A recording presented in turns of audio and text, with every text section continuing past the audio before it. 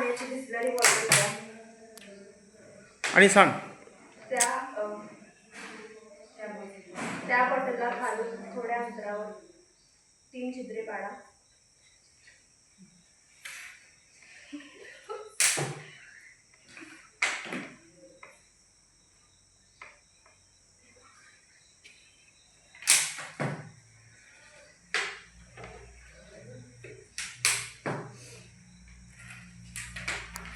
थोडा अंतर सोडून त्याच्यावरती आणखी एक छिद्र काढा.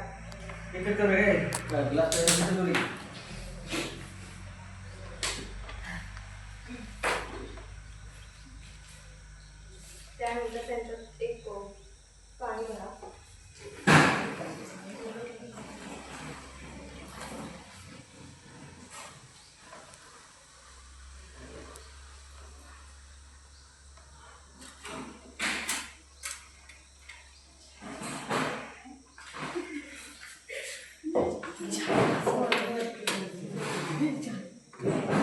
पाणी भरत असताना खालच्या 3 समान छिद्रांमधून समान अंतरावर पाणी पडते.